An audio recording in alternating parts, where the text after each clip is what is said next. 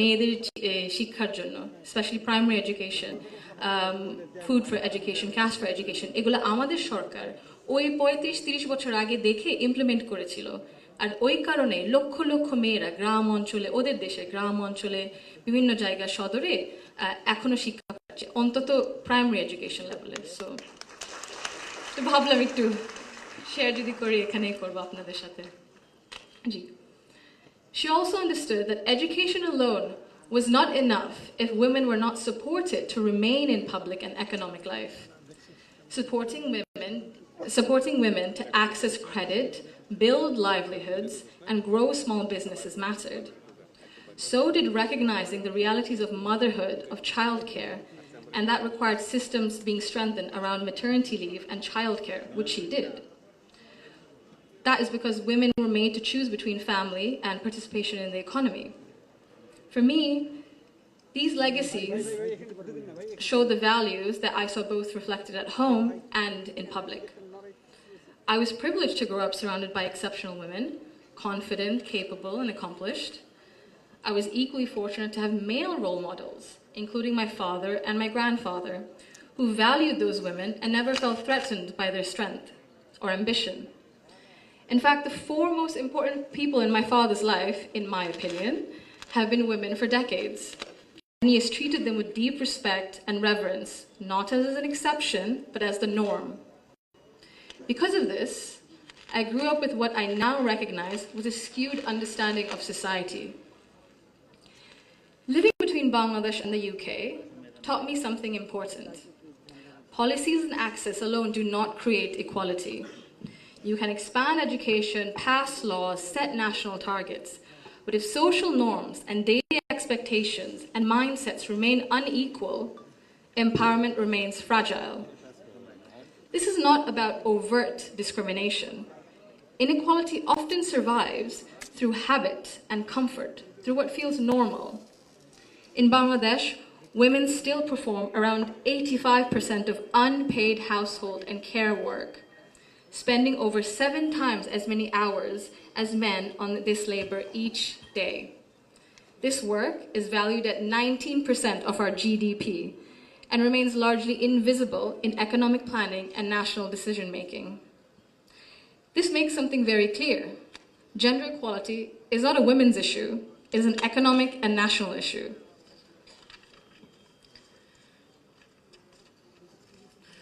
When women carry the bulk of responsibility, their participation in the formal economy suffers.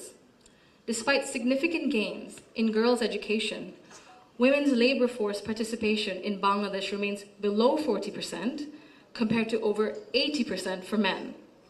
Women are far more likely to step back from paid work after marriage or childbirth, not because they lack ability or ambition, but because systems assume they will absorb the cost.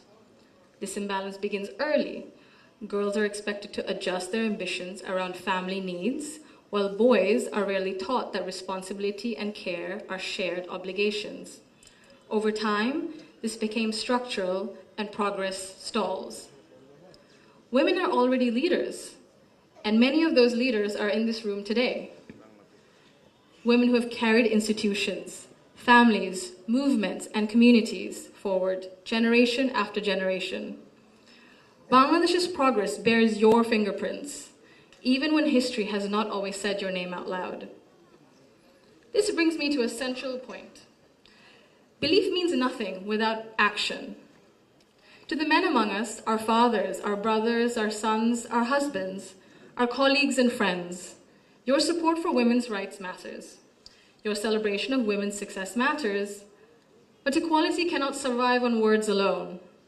If systems and expectations continue to rely on women's sacrifice as the default, inequality continues comfortably. Fathers, in particular, I believe, have a unique role in breaking this cycle. I'm an only child, and I never was once made to feel that my parents wished for a son instead. My father once scolded someone for even asking that question. He understood that while I was treated with respect and care at home, the world outside would not always be the same. So he made sure that I could navigate it with confidence. What shaped me were not his speeches, but his consistency. Through his daily choices, he showed me what I should expect from the world. This is how change becomes sustained. When men confront in our lives, in our homes, unconscious bias honestly and model their behavior through respect and action, they create space for women not just to survive, but to thrive. In Bangladesh, the cost of inaction is visible. Girls' dropout rates sharply rise during adolescence. Women in public life, in leadership, face harsher judgment. In Bangladesh alone, there's a statistic that 78% of women have faced harassment online, primarily from Facebook. Education and opportunity collapse if inequality at home and in mindset remains untouched. And for a country facing climate change, economic and political transition, demographic pressure, Bangladesh cannot afford to sideline half its population through exhaustion and social expectation. When women are welcomed rather than sidelined, they do not only change their own lives, they change the future of their families and the future of the nation.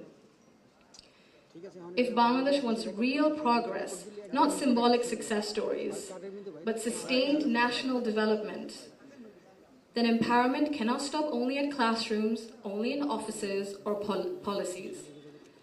They must reach our homes, our institutions, and our mindsets. And it must be the responsibility of all of us. I thank you all for engaging in an inclusive dialogue today that reflects the true spirit of progress. Thank you. Thank you so much for your valuable opinion and remarks, Superstar Zaima Rahman. May I kindly request you to be seated on the stage with us.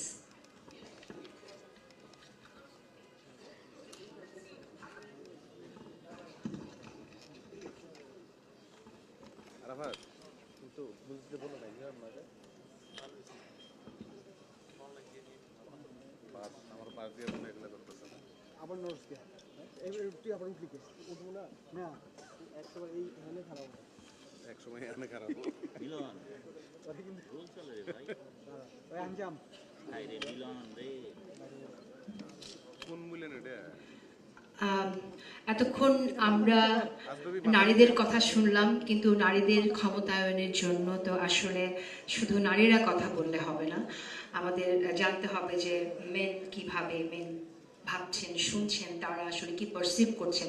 সেই জায়গা থেকে আমাদের এখানে একজন special guest আছেন, যিনি আসলে policy making এর আগেও ছিলেন, যিনি সংস্কারের সাথেও তিনি রিফর্ম নিয়েও কথা বলেছেন অনেক। অনেকে মনে করেন যে আগামী নির্বাচনে, ত্রয়োদশ জাতীয় সংসদ নির্বাচনে বিএনপি বিজয়ী হয়ে রাষ্ট্র পরিচালনার দায়িত্ব পাবে। সেই জায়গা থেকে আসলে বিএনপি কী ধরনের চেঞ্জেস আনতে পারে, নারীরা যে কথাগুলো ভাবছে সে বিষয়ে আমরা একটু বুঝবো। আমি অনুরোধ জানাবো আমির খসরু মাহমুদ চৌধুরী, বিএনপি স্ট্যান্ডিং কমিটির মেম্বার, আপনাকে অনুগ্রহ করে মঞ্চে আসবেন।